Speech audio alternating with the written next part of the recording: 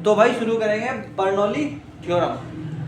World famous theorem है। आज तक कोई पेपर 11th क्लास का ऐसा नहीं बना जिसमें जो ना आया आज तक दुनिया में कहीं भी।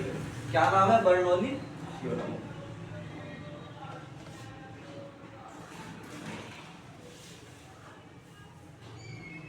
Bernoulli theorem. देखो भाई, इस थ्योरम का कहना यह है कि जब कोई लिक्विड चलता है किसी पाइप में, तो हर पॉइंट पर pressure plus potential plus kinetic energy का सम कांस्टेंट रहता है। याद कर लो सभी, कभी याद करना इसको हैंड टू हैंड, इसमें वक्त नहीं मिलने का है ना। The sum of pressure comma बोलो काइनेटिक एनर्जी एंड क्या बोला मैंने, पोटेंशियल एनर्जी रिमेन्स कांस्टेंट। ये इसका कहना है इस थ्योरम का कि ऐसा होता है। सबसे पहले जब भी थ्योरम पूछी जाएगी, सबसे पहले हमारा स्टेटमेंट लिखेंगे। क्या करेंगे? ये वाला स्टेटमेंट लिखेंगे, फिर फॉर्मूला लिखेंगे P प्लस 1/2। काइनेटिक एनर्जी का फॉर्मूला क्या होता है? 1/2 mv²। यहाँ लिखो 1/2 ρv², where rho is the density of water. बस ये बात याद रखनी है। पोटेंशियल एनर्जी का फॉर्मूला क्या होता है? mgh। यहाँ लिखो ρgh। यहाँ पर मास की जगह डेंसिटी का यूज बोलो भाई करना है। एंड इक्वल टू लिख दो क्या? कांस्टेंट। तो इस तरह से हमारी क्या हो गई? बर्नौलीज थ्योरम हो गई। बात समझ में आया कि नहीं आया? अब कैसे आई है वो प्रूफ करना है। ठीक, तो हम कहते हैं प्रूफ। इसका प्रूफ तो इसका स्टेटमेंट एक अलग चीज है और इसका प्रूफ एक अलग चीज है। ठीक, मान लीजिए कि तुम्हारे पास एक ऐसे जो है, तुम्हारे पास एक पाइप है जो कि ऐसे जा रहा और इसके दो क्रॉस सेक्शन एरिया है। ठीक, एक क्रॉस सेक्शन एरिया इसका है A1 और दूसरा क्रॉस सेक्शन एरिया कितना है इसका? A2। ग्राउंड से इसकी हाइट है H1 और इसकी हाइट कितनी है? H2। बोल लो भाई। तो भाई यहाँ जो है वेलोसिटी जो है टाइम यहाँ पर वाटर की वो कितनी है? v1 और यहाँ वेलोसिटी कितनी है? v2। बात समझ में आई कि नहीं आई? यहाँ पर जो प्रेशर है वो कितना है? p1 और यहाँ प्रेशर कितना है? p2। तो ये थ्योरम का प्रूफ बड़ा आसान है। एक पाइप है जिसके हमने दो क्रॉस सेक्शन एरिया लिए। एक क्रॉस सेक्शन एरिया इसका A1 है, एक A2 है। यहाँ P1 प्रेशर, वहाँ P2, यहाँ वेलोसिटी v1, वहाँ v2। यहाँ हाइट H1, यहाँ हाइट H2। अब एक बात ध्यान रखना, किसी भी पाइप में चाहे क्रॉस सेक्शन एरिया एक जैसा हो, चाहे क्रॉस सेक्शन एरिया बढ़ रहा या घट रहा हो, जितना वॉल्यूम वाटर का एंटर करता है उतना ही दूसरी तरफ से निकलता है। अगर एक सेकंड में 5 लीटर पानी अंदर गया है इधर से, तो उधर से 5 ही लीटर पानी बाहर निकलेगा, क्योंकि बीच में कहाँ जाएगा? बोलो। तो नोजल क्यों लगाते हैं? कार धोते समय या बाइक धोते समय या कोई फ्रेश धोना हो तो आगे नोजल लगाते हैं या पाइप को दबा देते हैं आगे से। छोटा क्यों करते हैं उसको? क्योंकि जब तुम उसको पतला करोगे आगे से तो पानी जितना पीछे सारा निकलेगा तो उतना ही तो निकलने के लिए अपनी स्पीड बढ़ाएगा, क्योंकि जगह नहीं है निकलने के लिए। तो 5 लीटर का पानी को निकलना है तो अपनी स्पीड बढ़ाएगा। उसी का तुम फायदा उठाते हो प्रेशर डेवलप करने में। यस। तो हम कहते हैं कि यहाँ से यहाँ तक जो वर्क डन हुआ बाय द ग्रेविटी, यहाँ से यहाँ तक जो वर्क डन हुआ बाय द पाइप या बाय द लिक्विड, यहाँ से एंटर करने के बाद यहाँ से निकलने तक जो वर्क डन हुआ है उसके बारे में बात करनी है हमें। उसके बारे में बात करनी है कि वो कितना हुआ। तो भाई यहाँ देखो कि जितना मास यहाँ से एंटर करेगा उतना ही मास यहाँ से निकल जाएगा। तो लिक्विड ने जो वर्क डन किया है यहाँ से एंटर करके यहाँ से निकलने में, उसी का यूज करते हो तुम पानी को प्रेशर बनाने के लिए। तो हम हम बोलते हैं कि the work done by liquid, है ना, इन गोइंग फ्रॉम, हाँ इसे मान लो इस वाले का नाम ए है और इस वाले पॉइंट का नाम बी है, फ्रॉम ए टू बी। आई कि नहीं आई बात समझ में? लिखते रहो साथ साथ। तो ये ए से बी जाने में क्या करता है? अब मुझे बताओ कितना होगा वर्क डन, कितना होगा डब्ल्यू? डब्ल्यू कितना होता है?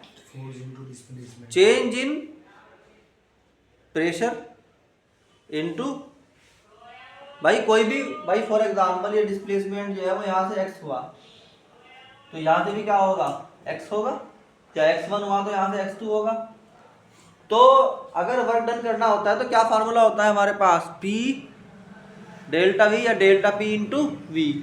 तो हम ये कहते हैं कि अगर वॉल्यूम V एंटर हुआ था यहाँ से, कितना वॉल्यूम एंटर हुआ था? V, 1 सेकंड में, और यहाँ से कितना निकला?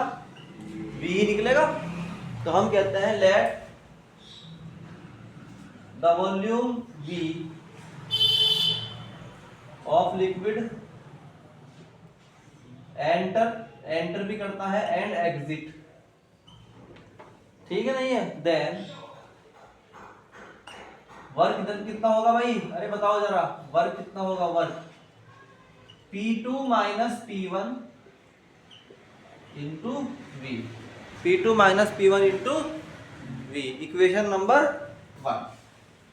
फटाफट याद करो इसको। वर्क डन बराबर क्या होगा? P2 माइनस P1 इंटू, बोलो भाई, V। यार समझ में आया नहीं आया? अब दूसरी बात, ये जो वर्क डन है, ये वर्क, ये किसके इक्वल है? Change in overall energy. जो एनर्जी चेंज हुआ है इससे लेके इस तक, भाई उतारने मत फोकस करो, मैंने समझाने में फोकस करो, मत उतारो, मैं मना कर रहा इसको लिखो मत, समझो। यहां पर जो वर्क डन हुआ वो कितना हुआ? P2 माइनस P1, यानी change in pressure into volume. बोलो, तो वो जो वर्क होता है वो किसके बराबर होता है? चेंज इन एनर्जी के। मेरी बात समझो मैं क्या कह रहा हूं कि वर्क डन इक्वल होता है चेंज इन एनर्जी के इक्वल। तो यहां पर कितनी एनर्जी में चेंज आया है? एक तो पोटेंशियल में, एक काइनेटिक में। बोलो, तो ओवरऑल चेंज इन एनर्जी कितना हुआ? Change in kinetic energy plus change in potential energy. बोलो, तो काइनेटिक एनर्जी में कितना चेंज आया? 1/2 m v2 square minus 1/2 m 1/2 m v1 square minus 1/2 m v2 square. और पोटेंशियल में कितना आया? प्लस में mgh1 माइनस mgh2। समझ में आया कि नहीं आया? है? पोटेंशियल एनर्जी में चेंज कितना आया? mgh1 minus mgh2। काइनेटिक में कितना आया? mg ये समझे कि नहीं समझे? Now what is the relevance in these two equations? हम कहते हैं from equation 1 and 2, from equation 1 and 2, equation number 1 और 2 में दोनों है तो इक्वल ही। तो हम क्या कह सकते हैं कि P2 minus P1 V equal 1/2 m v1 square minus 1/2 m v2 square plus mg h1 minus mg h2। बोल करो साथ साथ, लिखने में लगे पड़े, मना कर रहा ना लिखने के लिए, ठीक? अब समझो बात को, इस b को यहां भेज दो तो यहां से कट जाएगा, यहां लिखोगे तो m के नीचे भी, यहां पर भी m के नीचे भी, यहां पर भी m के नीचे भी, यहां पर भी m के नीचे। और मास अपॉन वॉल्यूम क्या होता है? रो, यानी कि डेंसिटी ऑफ लिक्विड। होता है कि नहीं होता है? यहां तक नोट करो फटाफट। जब तक मैं लिखवा रहा हूं तब तक कोई बच्चा भी नोट नहीं करेगा, बाद में मतलब याद करने के बाद लिखो। तो इस तरीके से हमारे पास जो है P2 माइनस P1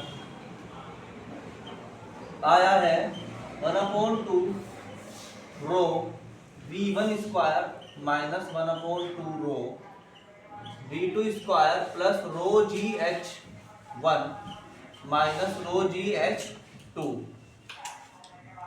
तो अब ये बात समझो ध्यान से कि तो ये क्या होगा, अगर तुम इसे P2 को यही रखो तो ये हो जाएगा P2 प्लस इसको इधर ले क्या हो 1/2 rho V2 square plus rho GH2 equal to P1 plus 1/2 rho V1 square plus rho GH1।